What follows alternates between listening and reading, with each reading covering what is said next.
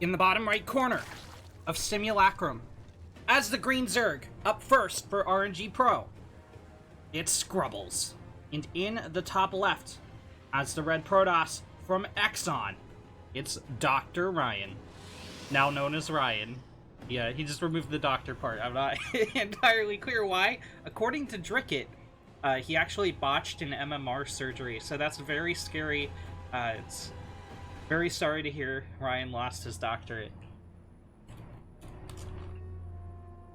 Yeah, it's another best of 5 Pro League match here in the Alpha Team League. Now, unlike the other divisions, the Pro Division does have a pretty decent prize pool, a couple hundred thrown in there for both North America and EU Pro Divisions. And we're going to get to see some of the best of the best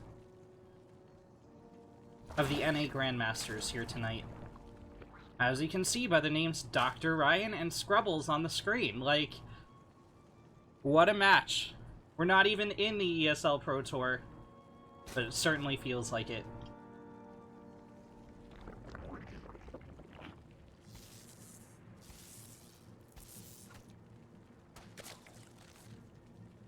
A little bit of worker foo going on.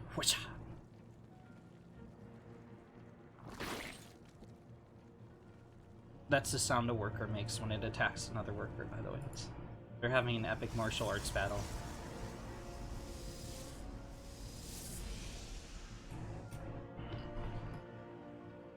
Ryan continues to increase the worker count. Dep being chrono boosted out at the front.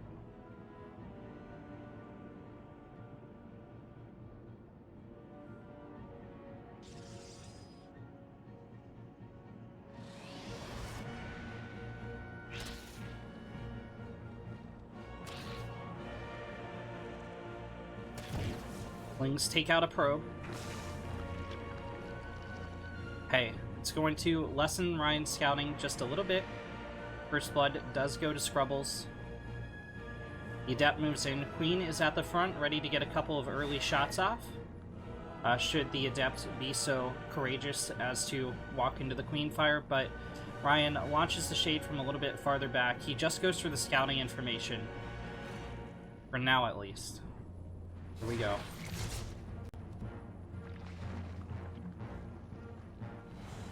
Another scouting Shade, and Ryan doesn't want to sack the Adept into the drones. He's going to go home and save it for later, and that's probably a wise decision, as that Adept is going to be a lot more powerful once Resonating Glaives are on the field to help it out.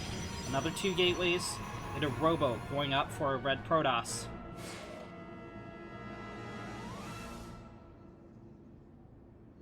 Warp Gate. It's almost finished.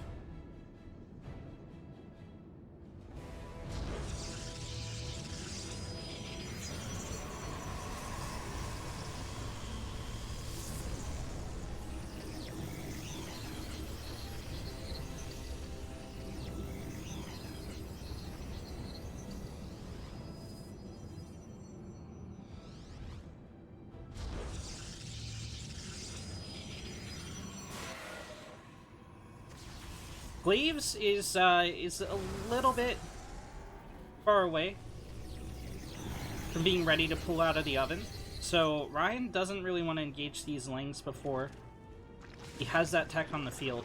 It's a matter of trading well. Like, if you have to trade out your whole army, you might as well do it for more value than no value, or than a lesser value. And that Resonating Glaives adds a lot of value to these Adepts.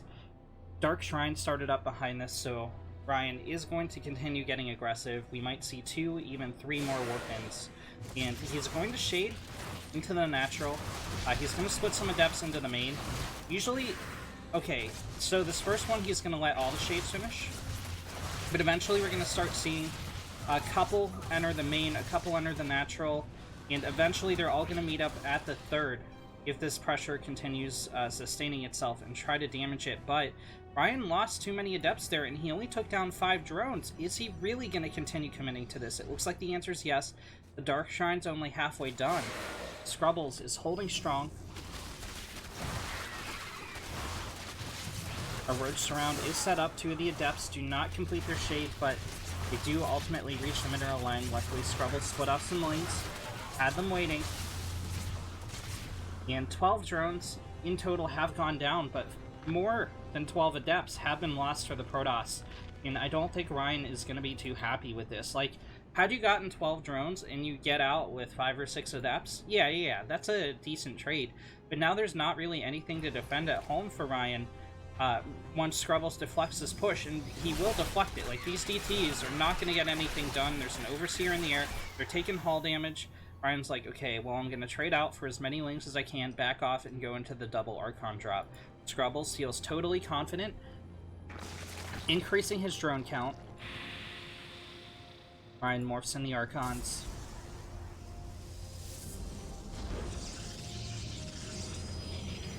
Another few adepts hit the field.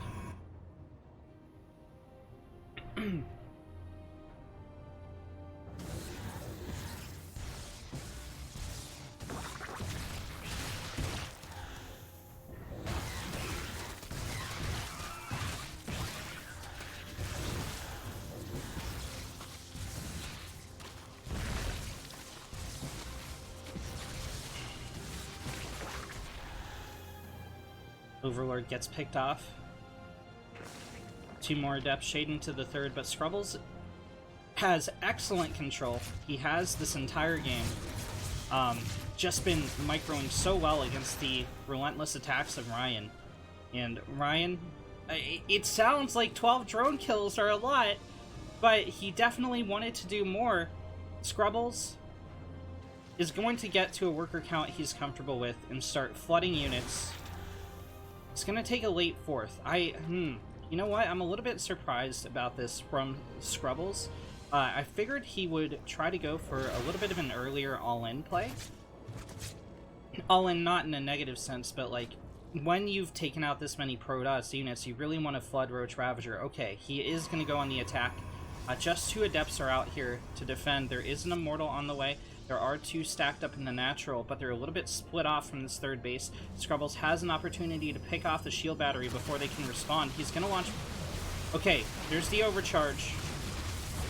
That overcharge is really ultra valuable when the Immortals come in, and the Immortals aren't even in range. All of the gateway units have been picked off before the Immortals close in. Shield battery overcharge is worn off. It does look like Scrubbles need a couple too many losses to straight up engage the Protoss army still. But the Zerg is still kind of fine here. Oh! Files on an adept. Unfortunately, they did not connect with the Immortals.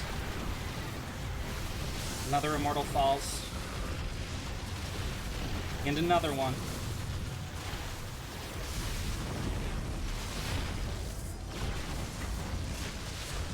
GG is called. Scrubbles takes game number 1 for RnG Pro. In the top right corner of Zen as the pink Zerg, it's Viper. And in the bottom left, as the teal Terran. Playing for eXoN, it's Burninator. RnG Pro has the first point on the board. 2 more to go, and they can take the match. Burninator wants to even the odds here on Zen. Might be like, Zen, what the heck? It's so old! Yeah, well, okay, so we're going just a couple more days with the old maps in ATL. Then on Tuesday next week, it switches over.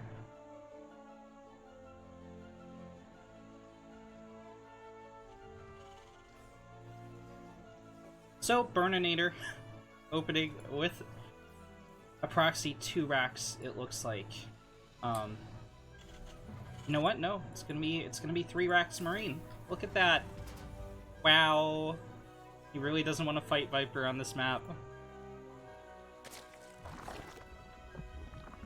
Unfortunately for him, Viper has gone blind pool first.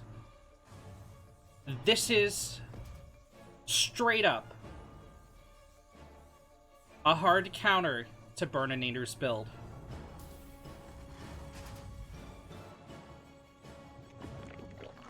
Hatch is dropped, but like, look at these larvae. Look at them. Look at them. There's the pool. There's 4 lings, there's 6 lings. It's gonna be very hard for Burninator to finish this bunker. Probably gonna try for a second bunker as well, I would assume. That one's gonna be even harder to pull off. Just 1 Marine defending, and already 4 lings barreling toward him. More on the way. Viper's gotta be so happy right now. Oh, he finishes the bunker though. Okay, that was really fortuitous SCV positioning.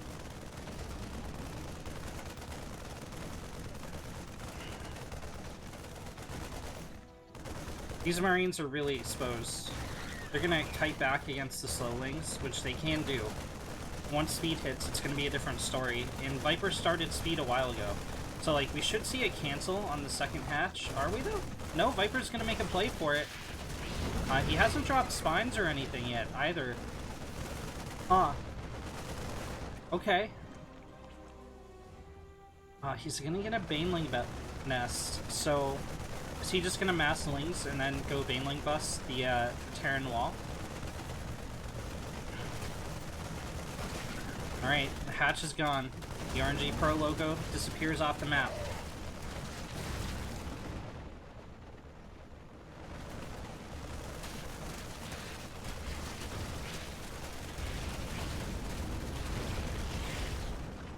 Viper takes out a bunker. It costs him about a third of his lings, though. Do so.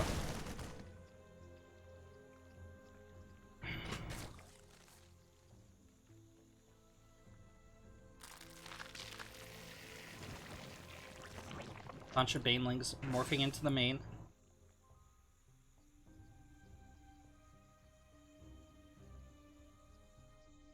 Looks like Burninator... Is he Overlord hunting, or is he going home? He's going home.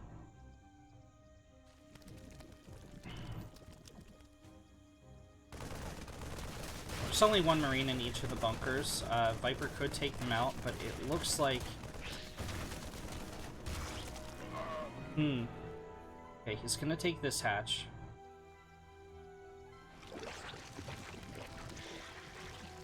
I don't know how to call who wins this toward the mid game. I think both players have an equal shot here. Viper is a little bit behind, but Burninator didn't produce SCVs this whole time. He was spending all his money on Marines, and he invested in a second CC. So, army count is relatively even. Viper is going to go for the Baneling bust. Or is he going to go for the contain? I think with this many Banelings, it is the bust. Is it, though?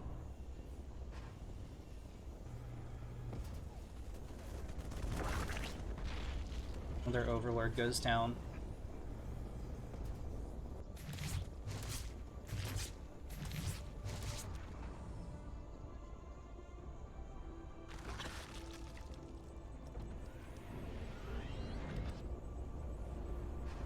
This wall is very thin. Burninator is just going to catch wind of these Banelings as if he tries to land the barracks on them. See, like, thematically, you'd think that the Terran, this would destroy all balance in StarCraft, but you'd think, like, the barracks would be able to crush the Banelings and then it would be on fire, but you could repair it, but... It just looks like it should be able to, right? Okay, so Viper backs out. He lets it land. Is he gonna go for the contain? That's my major question here. Burninator is going into Biotank, but with some Banshees flying air support. He floats out his other barracks to create a wall. Okay, he's gonna put the factory on the reactor. Viper backs out further. He's got to be really careful about leaving these Banelings exposed like this. Even if the Banshee finds them, like 4 or 5 will get picked off before they can make it back home to the safety of the Queens. Viper firmly behind in economy now. Down 7 workers plus mules. Viper's going for Burrow. Is this a Baneling landmine play? Doesn't actually have a Roach Warren.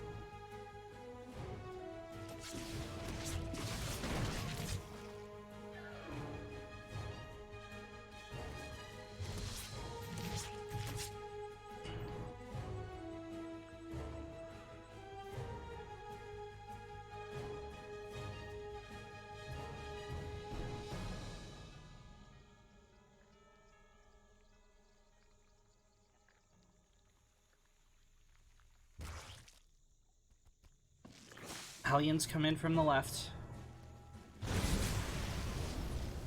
I feel like that shot should have done more damage, but 2 drones go down, and 2 are heavily wounded. Their lining needs Lings up for another shot. Actually, Burninator could take it now. He's not going to, though.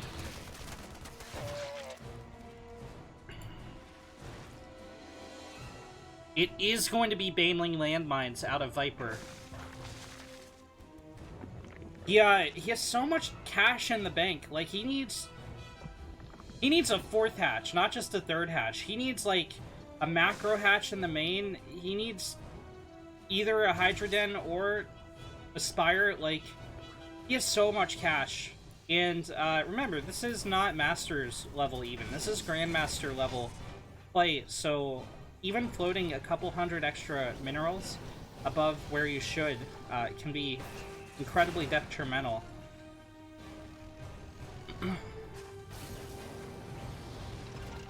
Burninator doesn't look like he's attacking anytime soon, instead going for the 3rd CC. Viper almost, like, has been playing like he's behind, but after the proxy racks was done, he really wasn't behind.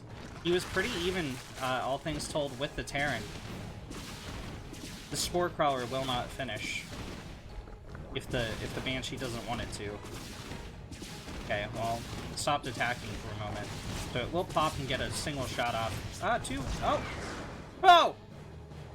That single moment of hesitation from the Banshee allows the Spore Crawler and the Queen to get the kill. Nice play from Viper. He didn't really do much there, but, you know, it's the thought that counts. So, Burninator is making sure there's no encroaching Zerg at his 3rd base. No burrowed Lings, anything ridiculous like that. And he is going to float out his finished orbital. Viper needs to all in or take a 4th. Even with the weird opener, this is very late for the Zerg to be taking a 4th. Oh my god.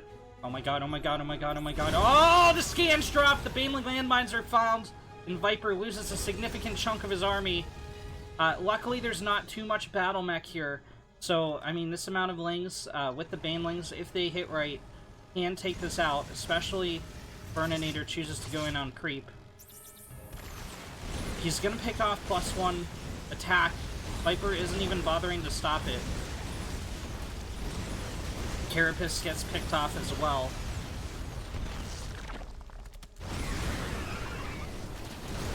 He comes in for a concave. He's gonna catch quite a few expensive units out on the map.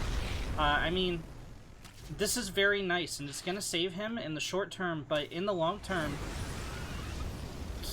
he's not going to have upgrades, which, especially if you're going Zerglings against this battle mech style, are really, really, really critical. Alright, he's restarted Carapace. Burninator is going to go in. It's, he can't deal with this. The Cyclones get cut off. Oh, but all the Banelings run into the Cyclone. So Banelings have been nerfed recently. They deal a lot less damage to non-light units. So all of the Banelings will crash into one Cyclone. Viper still happy with those trades, though, I think. However, Burninator has just had this insane economy for the past few minutes, and he has 40 more army supply barreling across the map. Viper's making 30 more Zerglings. He's gonna have to wait for a lot of them, though. Melee gets cancelled again. The Hellbats morph in.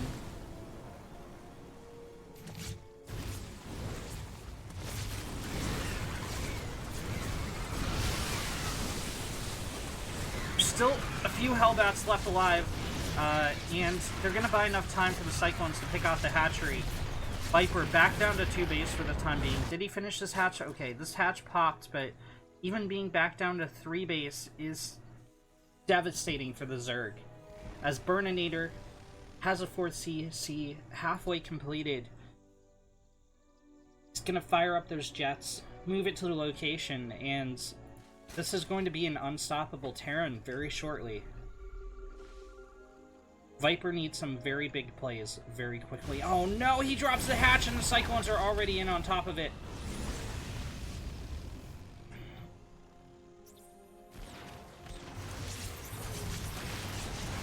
There's no Banelings with this army. The Blue Flame Hellbats are going to deal serious damage to these Zerglings. Mutalisks pick off the Cyclone, and they will be able to clean up the Hellbats. The Hellbats are trying to sack themselves into the Queens, into the drones, but no further kills go down. There's 3 more Cyclones out on the field, as well as the Marines escorting more Hellions out onto the field, and auto turret dropped as well. Oh no, all the Mutalisks are getting shredded. I don't think Viper was expecting the Marines from the proxy racks to be joined with the battle mech. Like, he was just expecting these 3 Cyclones and the Raven, and he can win that fight. He can't win with the Marines. 3 more Muta, 12 Banelings, 16 Lings on the production tab for the Zerg. That can be enough to hold this off. The Ravens are out of energy. But here come Widow Mines for the Terran. Luckily, they're not burrowed. Okay, 3 of them go down. 1 of them will burrow. Viper tries to trade out the Banelings before they all die to the Widow Mine. Unupgraded Zerglings have to do a lot of work. They take out 3 of the Hellbats, but the tanks are sieged up behind it. GG is called. Burninator evens up the score 1-1. On the left side of the Golden Wall for eXoN, it's the blue Protoss, Nina. And on the right, as the orange toss, for RnG Pro, it's Armageddon. Ladies and gentlemen, we have a series on our hands. The score is 1-1.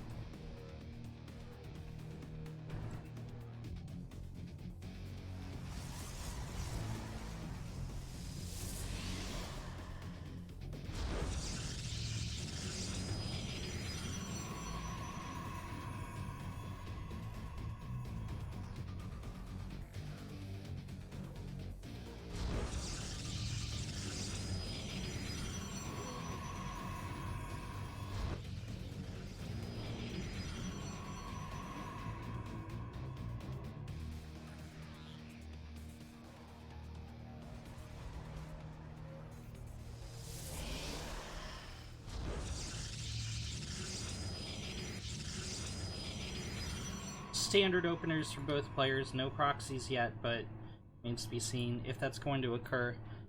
Golden Wall's such a weird map, like, anything can happen. It's a realm of possibilities. It's probably going to be Blink Stalkers from somebody, though. Just saying, just throwing it out there. We're also likely going to see third bases.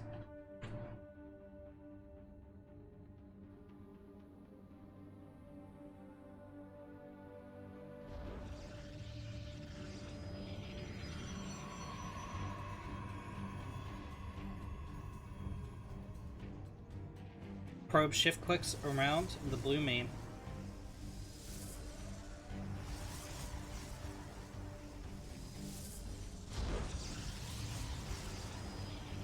It's the second base for Nina.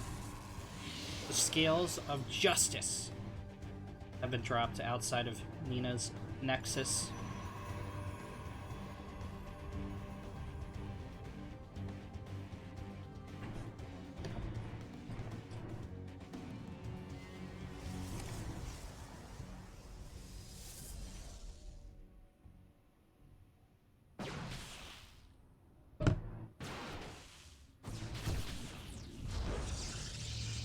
Arma drops a much later second nexus. Nina also ahead of Worker, so she just has a straight up advantage here. Armageddon is going to go into Stargate, so we're going to see a divergence in our 2 players' builds. Stalkers meet mid-map. Nina's Stalkers shot first, so they have just a little bit of extra health. over Armageddon's, and she would win that fight if it were sustained.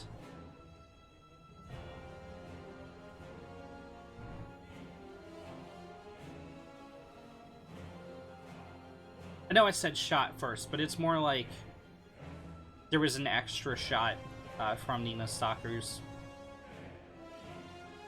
Just because of the angle they came in at. So Robo play from our blue Protoss.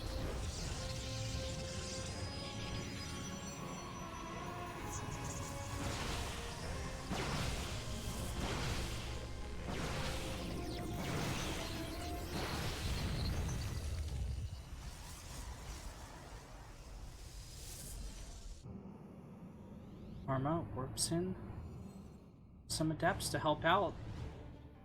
This is the first Oracle.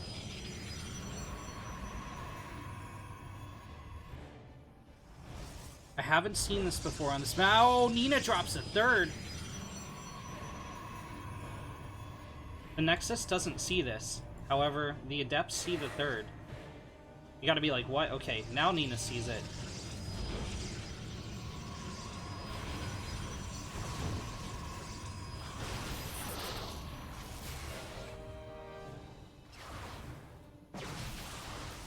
The adepts are backed into a corner.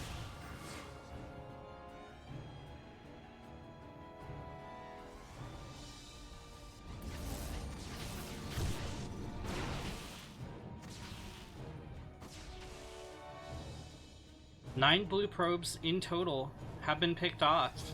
I mean, this is really decent damage. I think even losing the second adept, Armageddon's really happy. He's really pleased. Now, he did drop a later third. Nina's going to be able to sneak out a couple extra probes thanks to her earlier third, but this proxy pylon is still back here. She should see it now, yeah. In a mirror matchup, especially with two opponents of equal skill, and especially the higher you get in skill at the game of StarCraft, these small worker leads, so, you know, Armageddon being up 3 workers for at least 30 seconds, 45 seconds, might mean an extra upgrade. It might mean an extra couple units in a skirmish. It might mean a little bit of extra map presence because you can afford 2 or 3 stalkers to spread out around the map and see an incoming attack. So these small worker advantages can be really important. Nina is going to claim the worker lead now, but Arma had it for a considerable amount of time, and Nina's going to have to do some catch up. Can see that reflected in the army supply. She's down 6. Partially that's because of her very expensive robo play.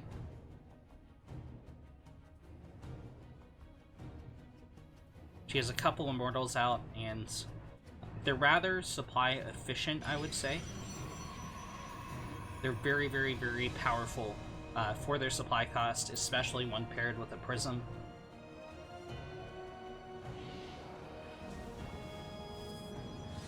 Both players are getting out charge. Arma should have it just a couple seconds before Nina does.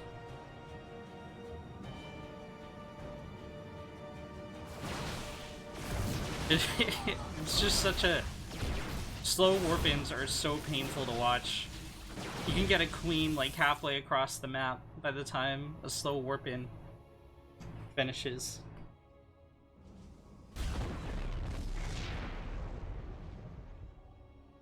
Arma's really committed to breaking through this wall. Nina took the gold. Arma doesn't want to allow her to capitalize on this. Okay, so it looks like Arma dropped an extra chrono boost on his charge over Nina. So he is going to have a few seconds earlier charge rather than a couple.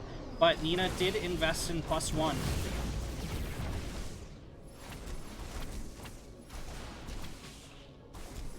Arma able to pick off a couple extra units. Charge has hit for Nina.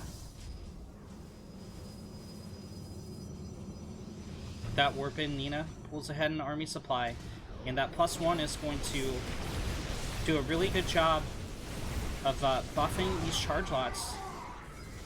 But the Archons of Armageddon are going to do a really good job of splash damaging those charge lots.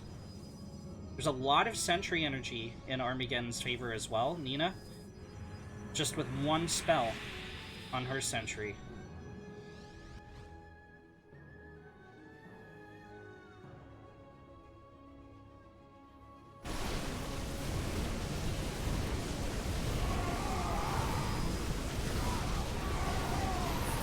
It looks like those charge lots are going to win out initially, but their numbers are much diminished. Oh, yeah, Arma's going to retreat. He recalls, but an Archon, an Immortal, and a Soccer are abandoned.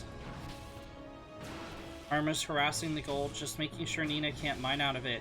That trade went really, really, really well for Nina.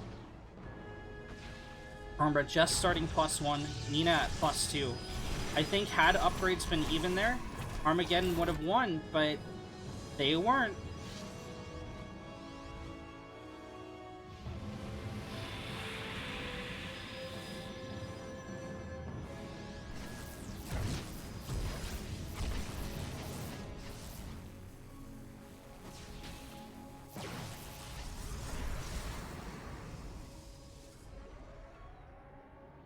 Seven blue probes go down.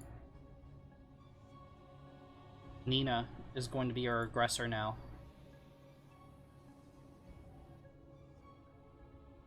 Armageddon has evened up the army supply again.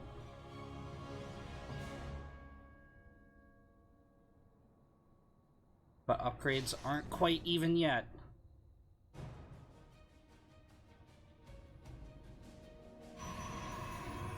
Nina takes 2 more Nexuses. Arma cannot allow this to continue. He has to go on the attack. He has to deal damage. In a mirror matchup, you can't let your opponent be on twice the base count as you.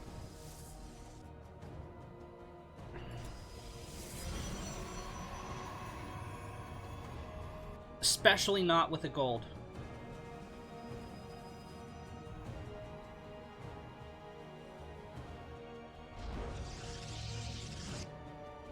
Looks like Arma might be dropping 2 more Nexi himself.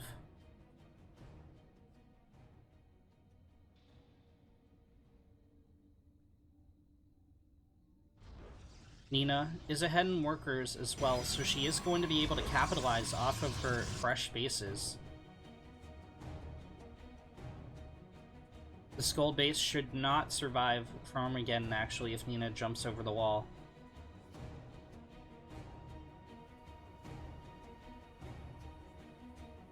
The only thing Nina is behind on is in army supply. And that's going to change very rapidly as this economy takes off. It's like a SpaceX rocket, man. It's just going. It's zooming up to the stars. Look at the static defense. Remember, one of these batteries can be overcharged as well. Nina can have aggressive shield battery overcharge if she mines out this wall. Her main is undefended for right now. Arma needs to just go. He needs to go. Okay, charge lots are going to tap into the gateways. Nina warps in defensive adepts behind the wall. Nina's kind of caught in a choke point here, going up against the concave, but Arma took a couple extra shots from the blue Archons. Nina's trying to pull Arma through the choke so that the charge lots are less effective. Arma splits off more. It's going to go try and take out these cannons.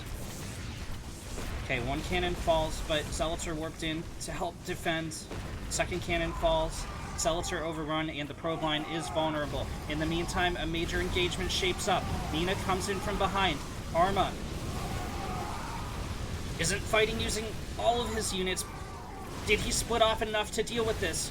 Okay, an Archon falls in the back. Charge lots run down from the gold after they destroy that probe line. 31 workers have been lost for Nina. Armageddon at more than twice the army supply of Nina.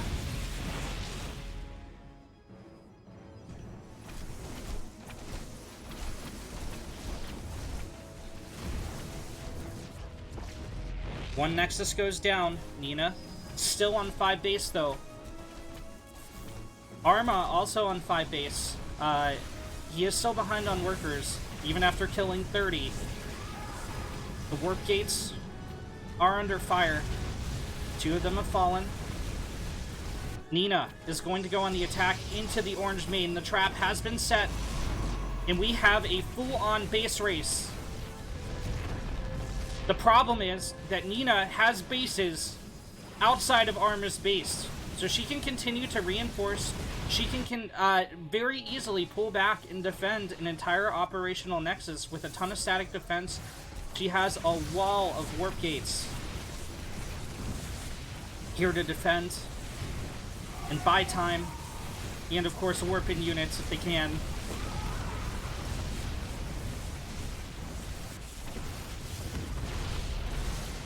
Nina storms into Armageddon's Nat. Arma has a couple gateways out on the map as well, but he's losing tech like crazy.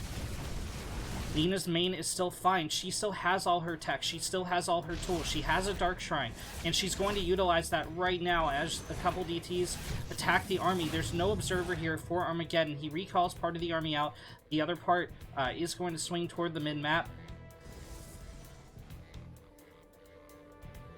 Army supplies are roughly even. Well, they're going to be less even after these cannons kill Archons. Charge lots move out.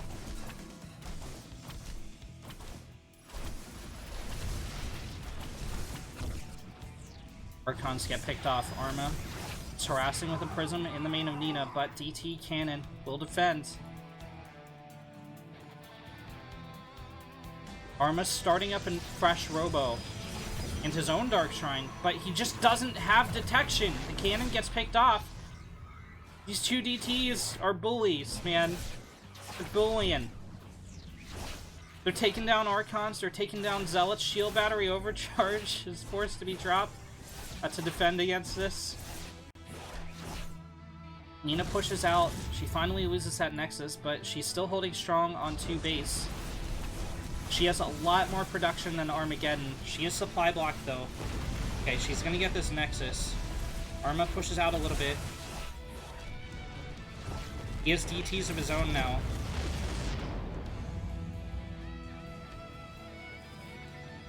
And an observer finally hits the field for the Orange Protoss. Nina's DTs saved her life in this game.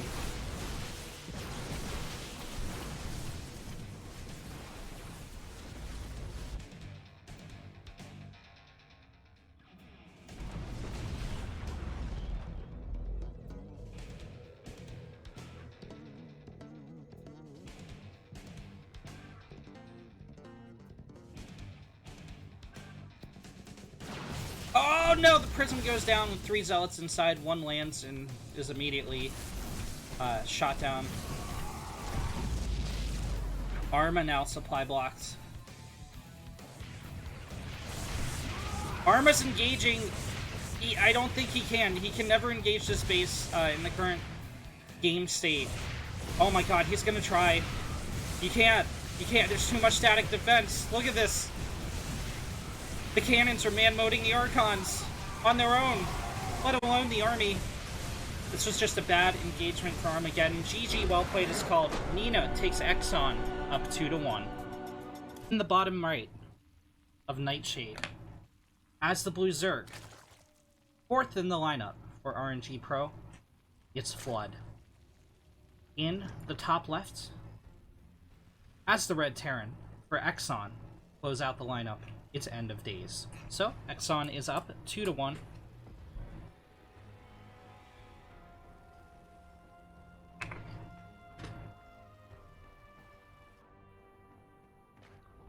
End of Days sends in an SCV Scout Flood with a very standard hatch gas pool.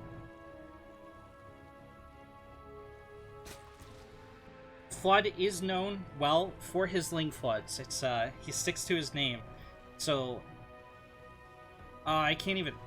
Okay, so he's very similar to a certain band player from a couple of years ago. He likes to get his Lings in wherever he can, and he's very adept at doing so. So if End of Days pulls off the win here. eXoN will take the match with a 3-1 victory. Flood trying to even things 2-2. If that occurs, we will go to the ace map. Both teams have 10 minutes to pick their super secret ace players,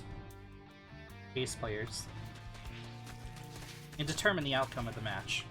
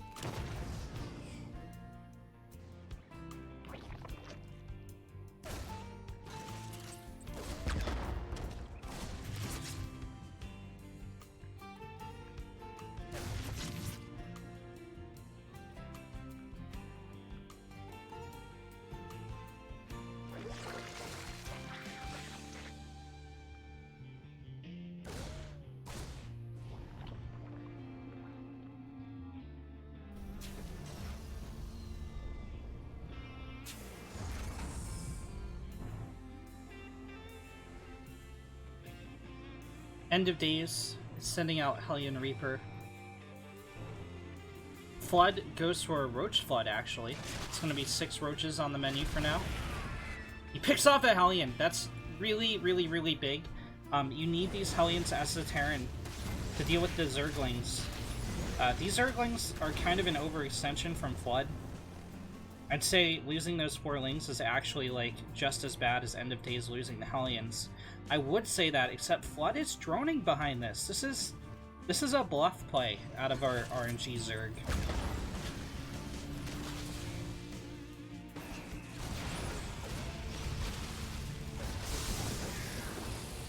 I mean, it can do damage, certainly, but usually you would commit to a Ling Flood behind this. So this reactor would go down, the Lings would come in, and you try to overwhelm the Hellions. But Flood has kind of preempted the Banshee. He's just going to trade out as best he can against the Terran economy. Only 2 SCVs go down, but hey, look how battered and bruised these Hellions are. He kept the Banshee at home, right? Cloak isn't on the way for End of Days. Did he? No, he didn't even research it. He's just going for 2 Banshee. I'm gonna see cancellations. Reactor on the factory, and second factory going down. Blood already has spores at home. He's getting out a few roaches. I think those roaches are a little bit delayed. He could take some drone damage. He only has a couple Lings to zone out the Hellions. Splits off. Okay. He's doing his Zerg splits. The Queens don't close in with the Hellions. Ooh, those drones took a wrong turn.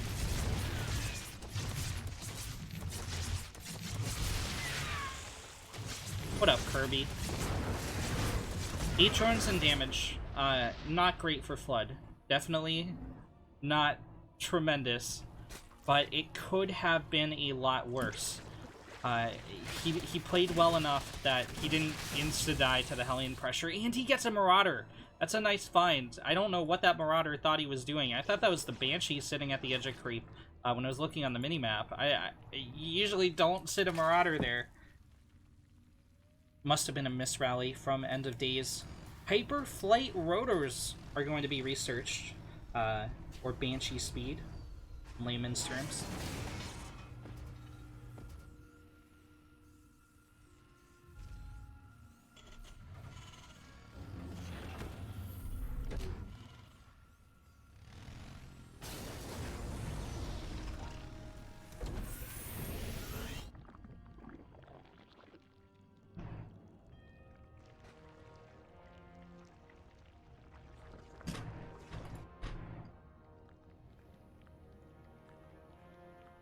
End of Days presses the Hellion attack.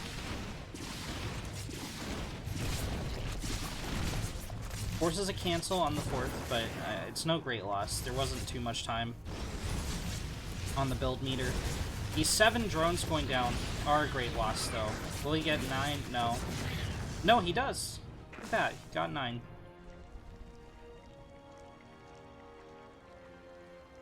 Looks like a queen was cut down at the 4th as well.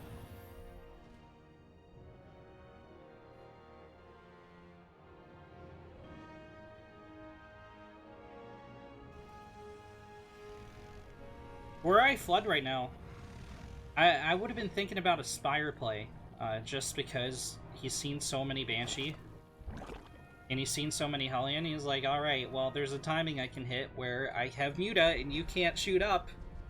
Muta go pew-pew. Haha, glaive bounce. Glaive, what are they called? They are called glaives. Anyway. Look, it's a printer meme, okay? It's a printer go burr meme, but with Mutalisk, because the Terran can't shoot up. Anyway, we have no anti-air of any sort right now from Flood. Okay, he's gonna drop the Spire now, but this is really late at the 8-minute mark. He's gonna get some roaches. He really doesn't have enough anti-air to deal with this. He's gotta pull all the queens back home. Does have some transfuse here. One Banshee gets picked off. There's not enough firepower for them to get a kill on the lair. Yeah, 1,500 hit points, way too much for them to trade out for. End of Days trying another Hellion attack.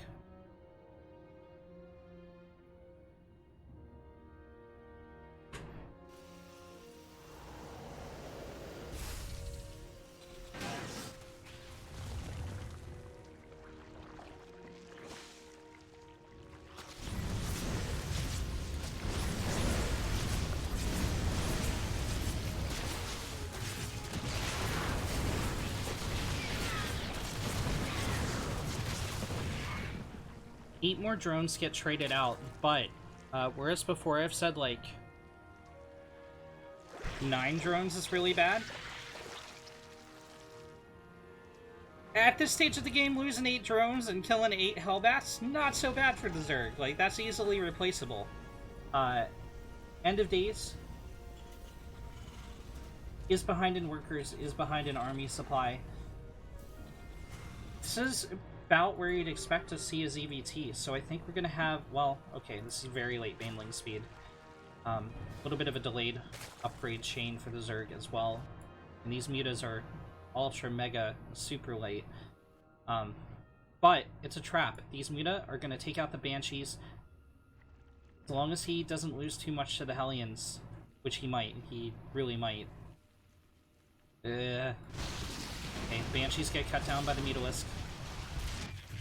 Here come the Hellions. Why didn't they just attack at the 4th?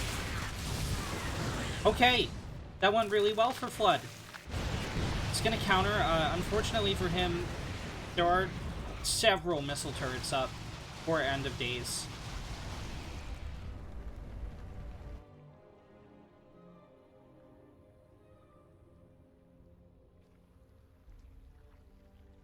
Flood pulls back the Banshee.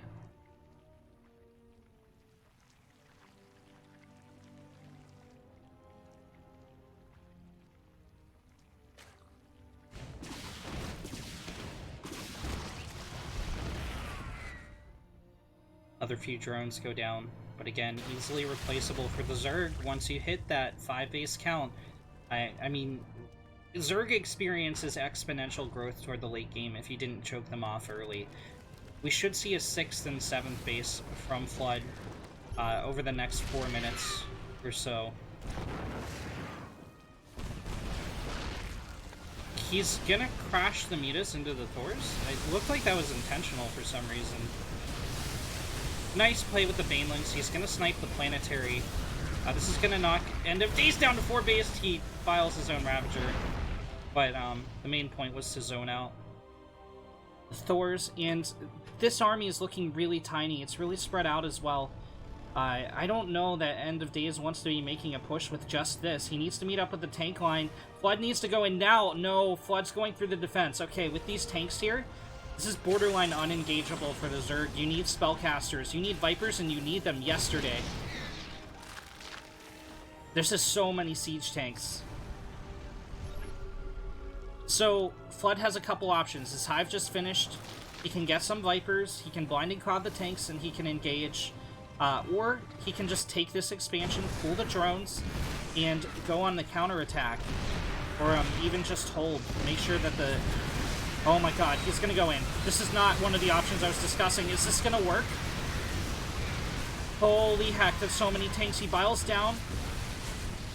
All the Banshees. There's still one Thor fighting. Hellion's moved to the front. Corruptors can't shoot ground units. I don't know, man. Blood lost a lot there, but he had 30 Lings in production from behind that. He's gonna morph in more Banelings. Does he know? Does he know the Banelings are nerfed? Like, they can't... They trade so inefficiently against these Thors, against these siege tanks.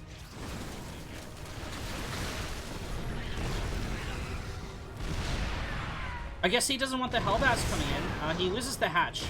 Now, the fact that these drones are all alive is the main point. Like, he can afford to lose that hatch. He is going to take the bottom left expansion. He also lets this hatchery finish up as well.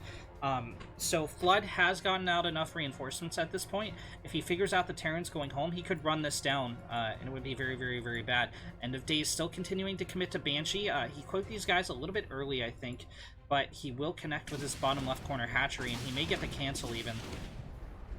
He's certainly going to kill all these drones.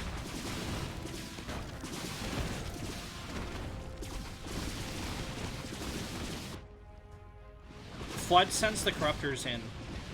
They're moving so painfully slowly. Okay, Cloak expires at exactly the right minute. It didn't matter because there was an Overseer here.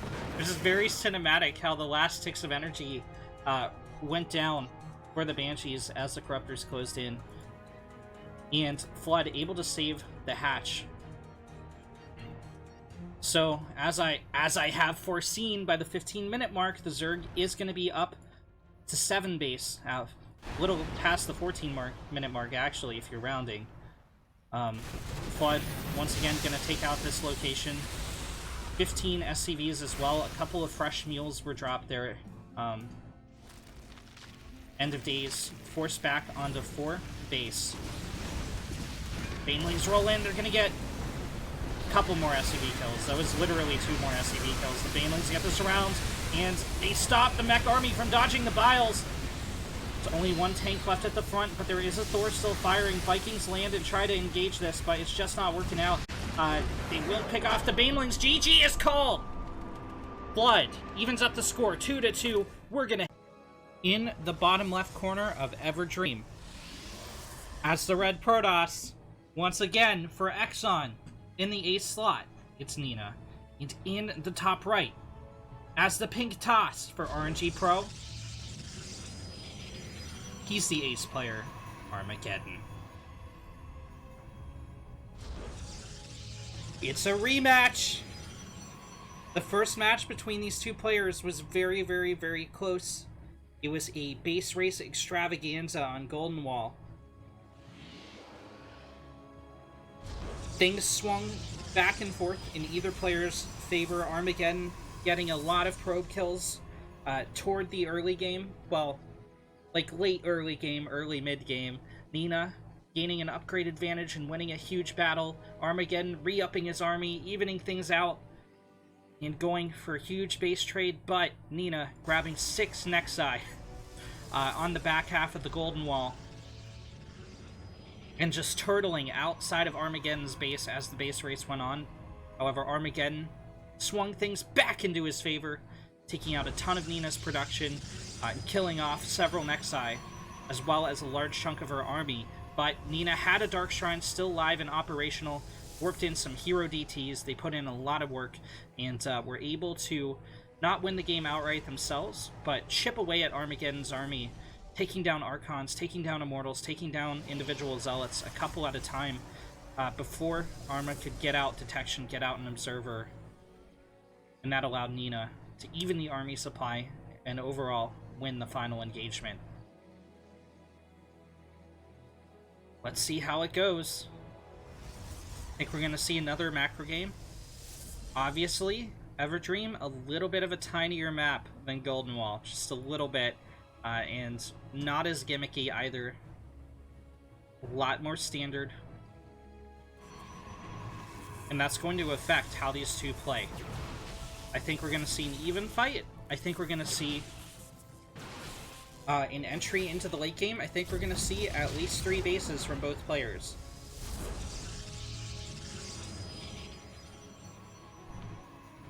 But I think we're going to see a lot more standard play as well. I think we're going to see them go into disruptors. I don't think we're going to see as many crazy unit splits and backstabs and counterattacks and little skirmishes. Just given how straightforward the expansions are.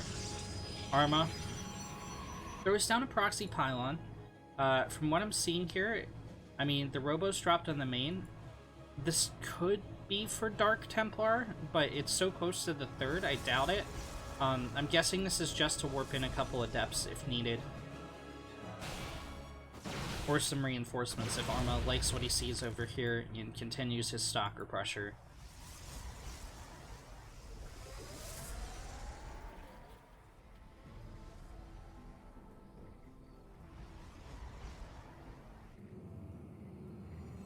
Arma gets a couple more.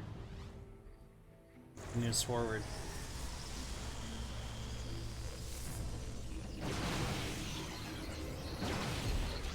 There's that shield battery overcharge for Nina. Arma doesn't want to engage into that. He's actually just going to run for his life. He could win the Stalker battle, I think. Let's see. 8. No, he couldn't have. They were even, and Arma took a little bit of extra damage, so probably a wise move for him to back out.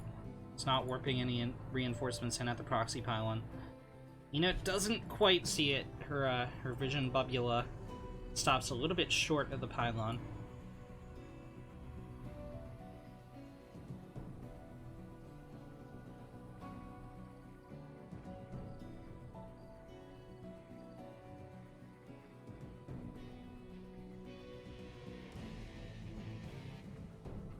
Mortal starts production for Nina.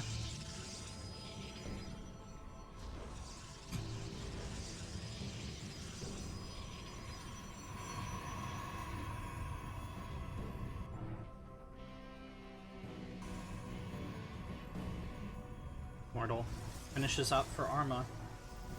Ooh, resonating glaives from Armageddon. As Nina goes into +1 attack.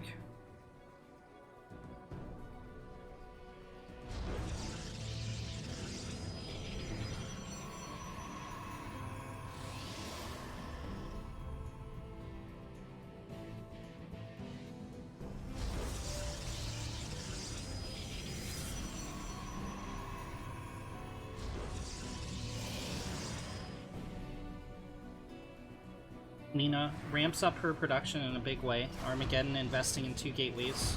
Nina's 4. These are non-glaive adepts. Glaives hasn't hit yet. They trade out for 3 probes. Arma, despite those probe kills, is still behind in workers. He is ahead in army supply, however. Resonating Glaives is going to be finishing in the next 20 seconds or so. And it's like he's ready to make his play as Nina takes a 3rd. Pylon gets taken out. Arma does have a prism to reinforce, which is going to be a lot more efficient than slow pylon. Ooh, he recalls! What? I mean, he saw the prism go out. I guess he thought this was the better idea to defend, but the Immortals man-mode the Stalkers. Now he doesn't... does he have enough to push in? I mean, I guess. Nina pulled her army out of position. Both Immortals still alive and still causing mayhem in Arma's base. One of the Immortals not firing. Okay, there we go. Nina's just gonna cancel this. Nina didn't cancel this. That was a kill. Arma can't push into the natural, though. The natural is defended, with Immortals still alive.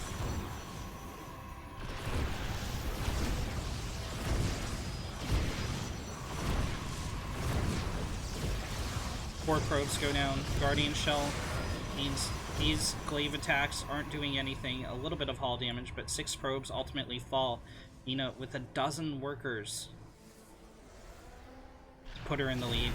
And some of those dozen workers are mining out a third and fourth gas for her. Okay, there's the glaives. Shade forward. I mean, shield battery overcharge is down, and Nina is going to overrun the forces of Armageddon. These adepts can't do anything to the stalkers. Arma with 14 probe losses back home. 16. 17. Oh my god, GG is called. Nina takes the win 3-2 over Armageddon and claims victory for eXoN. Thank you guys so much for watching. I've been Renegade. Really enjoyed casting for you tonight. If you'd like to stick around, I'm going to have some ladder shenanigans. Just take stream delay off real quick, and we'll be right back after that. But, meantime, don't want to do that? Renegade, drop a follow if you enjoyed the cast. I'll see you guys in the next one.